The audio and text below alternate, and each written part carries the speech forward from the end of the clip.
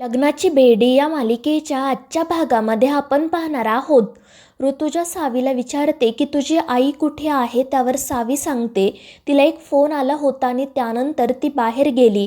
आणि ते ऐकून ऋतुजा लगेच म्हणते की राघवसुद्धा घरात नाही आहे आणि सिंधूलासुद्धा कॉल आल्यानंतर ती बाहेर गेली. म्हणजे ते दोघेजण एकत्र तर नसतील ना. आणि ऋतुजाचं ते बोलणं ऐकून सगळ्यांनाच धक्का बसतो. परंतु राजश्री ऋतुजाला गप्प करत म्हणते की उगाच तू काहीतरी बोलू नको, माझ्या राघववर पूर्ण विश्वास आहे. मात्र त्याच वेळी रेश्मा तिथे येत म्हणते की राघव भाऊजींवर तुमचा विश्वास आहे, पण त्या सिंधूचं काय? जर ती राघव भाऊजींना बाहेर कुठेतरी घेऊन गेली असेल तर? आणि रेश्माचं ते बोलणं ऐकून राणी काळजीत पडते. ती मनाशी म्हणत असते की देवा, मी जो काही विचार करत आहे तो खोटा ठरू दे. तर दुसरीकडे सिंधू अन्वीला विचारत असते की या क्लबला दुसरासुद्धा एक दरवाजा आहे ना. त्यावर अन्वी म्हणते हो. तर सिंधू तिला सांगते आपण त्याच दरवाजाने इथून बाहेर पडू. त्यावर अन्वीसुद्धा हो म्हणते आणि त्यानंतर ती रडतच सिंधूला विचारते की सिम्मा, तुला कसं कळलं की तो मुलगा माझ्याशी नेमकं काय बोलतोय ते? त्यावर सिंधू सांगते की मी तुला कॉल करण्याचा खूप प्रयत्न केला. त्यावर अन्वी रडतच म्हणते हो सिम्मा, मला माहिती आहे तू मला सतत कॉल करत होती, मात्र त्या मुलाने मला तुझा कॉल रिसीव्ह करू दिला नाही आणि माझी पर्ससुद्धा त्याच्याकडेच ठेवली. त्यावर सिंधू म्हणते हो, पण त्यावेळी माझा कॉल रिसीव्ह झाला होता आणि मला सगळं बोलणं ऐकू येत होतं. त्या मुलाने तुझ्या ड्रिंकमध्ये सुद्धा काहीतरी मिक्स केलं होतं.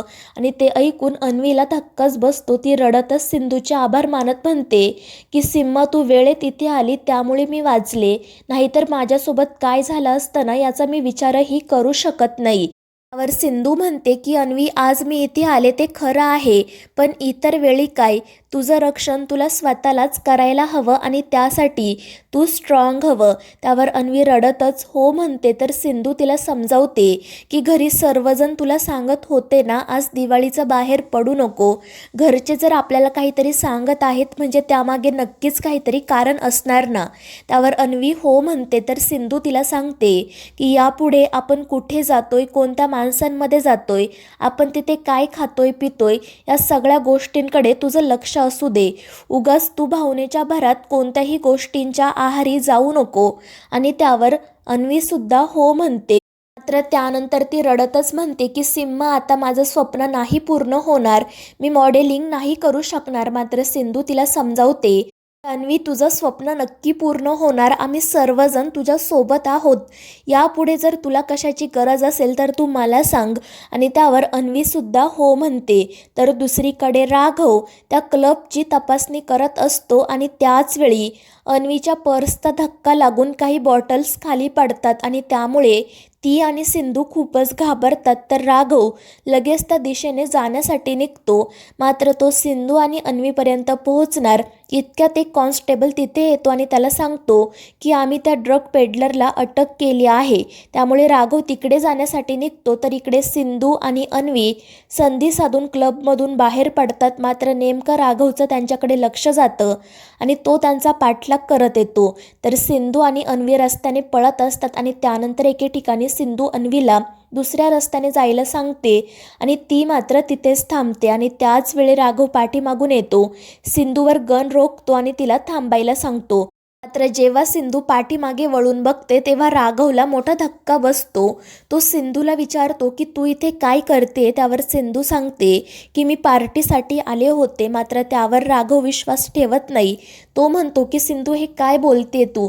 मात्र सिंधू रागातच म्हणते की डॉक्टर सिंधू सावंत. आणि त्यामुळे राघवसुद्धा म्हणतो की डॉक्टर सिंधू सावंत, तुमचा इगो थोडा वेळ बाजूला ठेवा आणि नेमकं काय घडले ते मला सांगा. तुम्ही इथे कशासाठी आला होता? आणि त्यावर सिंधू सांगते की मी इथे पार्टीसाठी आले होते, पण तुम्हाला बघितलं आणि तुमचं माझ्याकडे लक्ष जाऊ नये म्हणून तेथून पळाले. मात्र राघव म्हणतो की जर असं असेल तर मला तुम्हाला अटक करावीच लागेल. आणि त्यावर सिंधू म्हणते ठीक आहे आणि ती स्वतःचे हात पुढे करत राघवला सांगते की करा मला अटक. आणि त्यामुळे राघव हातकड्या बाहेर काढतो. मात्र तो पुन्हा एकदा सिंधूला विचारतो की प्लीज मला सांग, तू इथे नक्की काय करत होती. मात्र सिंधू म्हणते की मी तुम्हाला सांगितलं ना, मी इथे पार्टी करण्यासाठी आले होते, तुम्ही करा मला अटक. आणि त्यामुळे नाईलाजाने राघव सिंधूला अटक करण्यासाठी पुढे जातो. परंतु त्याच वेळी अन्वी तिथे येते आणि मोठ्याने म्हणते की थांब मामा. आणि अन्वीला बघून तर राघवच्या पायाखालची जमीनच सरकते. अन्वी धावत पळत त्या दोघांजवळ जाते. सिंधू तिला विचारत असते की तू इथे कशासाठी आली आहे. मात्र अन्वी म्हणते की थांब सिम्मा, मला राघव मामाला खरं काय ते सांगू दे. आणि त्यानंतर ती राघवला सांगते की ते पार्टीसाठी मी आले होते, सिम्मा मला वाचवण्यासाठी आली. त्यामुळे राघव तिला विचारतो की अन्वी तू सुद्धा ड्रग घेतेस का. आणि त्यावर अन्वी म्हणते नाही मामा, तुझा काहीतरी गैरसमज होत आहे, मी असं काही करत नाही. आणि मग ती राघवला आत्तापर्यंत घडलेला सगळा प्रकार सांगते. आणि ते सगळं काही ऐकून राघवला मोठा धक्का बसतो. तो अन्वीला विचारतो की इतकं सगळं घडून गेलं, तू मला काहीच का नाही सांगितलं, तू एकदाही मला विश्वासात का नाही घेतलं अन्वी. आणि त्यावर अन्वी रडतच त्याची माफी मागते. तर राघव तिला म्हणतो की जर तुला अशा कामासाठी या ठिकाणी यायचंच होतं तर तू घरी सांगायचं ना, घरातील कोणीही तुझ्यासोबत इथे आलं असतं. मात्र अन्वी म्हणते की राघव मामा माझी चूक झाली, मला मान्य आहे, पण घरातील कोणीही माझ्यासोबत इथे आलं नसतं, कारण मुळातच त्यांना हे सगळं मान्य नाही आहे. कोणीही मला सपोर्ट करत नाही, कोणीही मला समजून घेत नाही. आणि अन्वीचं ते बोलणं ऐकून राघवलाही वाईट वाटतं. तर अन्वी रडतच त्याची आणि सिंधूची माफी मागत असते. आणि त्यानंतर सिंधू राघवला म्हणते की आज जो काही प्रकार घडला आहे तो तुम्ही प्लीज घरी सांगू नका, कारण अन्वीने या क्षेत्रामध्ये करिअर करणं घरच्यांना मान्य नाही आहे. जर त्यांना हे सगळं समजलं तर खूपच अवघड होईल. त्यामुळे तुम्ही प्लीज आत्ता लगेच ही गोष्ट कोणालाही सांगू नका, हवं तर योग्य वेळ बघून नंतर सांगा.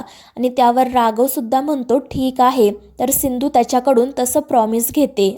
आणि त्यानंतर राघव अन्वीला सुद्धा सांगतो की तू तुझं स्वप्न नक्की पूर्ण कर, मी आहे तुझ्यासोबत. तर यापुढे काही करताना आधी मला सांगत जा. आणि त्यावर अन्वीसुद्धा हो म्हणते. आणि मग ते तिघेजण घरी जाण्यासाठी निघतात. घरी सर्वजण अन्वीचीच वाट बघत असतात. ते सर्वजण खूप काळजीत असतात. मात्र त्याच वेळी तिथे राघव आणि सिंधू येतात आणि त्या दोघांना एकत्र बघून तर सगळ्यांनाच मोठा धक्का बसतो. ऋतुजा म्हणत असते की बघा मी सांगितलं होतं ना, हे दोघेजण एकत्रच असणार. आणि त्यामुळे रुक्मिणी राघव आणि सिंधूला वाटेल ते सुनवायला सुरुवात करते. राघव तिला सांगण्याचा प्रयत्न करतो की काकू तुझा काहीतरी गैरसमज होत आहे. मात्र रुक्मिणी काही ऐकूनच घेत नाही.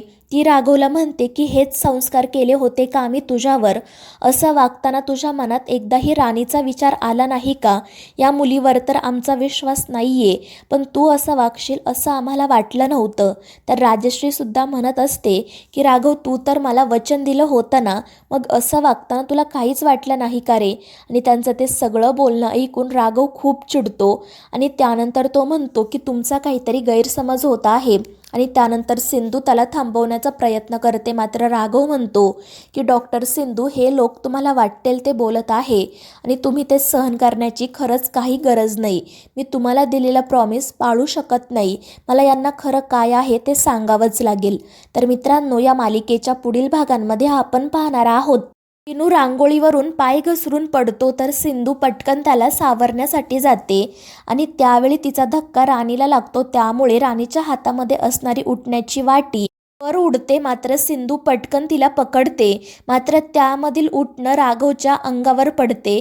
तर सिंधू सॉरी म्हणत पटकन ते पुसण्यासाठी जाते. मात्र या सगळ्या गडबडीमध्ये सिंधूच्या हातून राघवला उठणं लागते आणि ते बघून राणी खूप चिडते. तर मित्रांनो, या मालिकेच्या पुढील भागांच्या अपडेटसाठी आपल्या चॅनेलला सबस्क्राईब करा.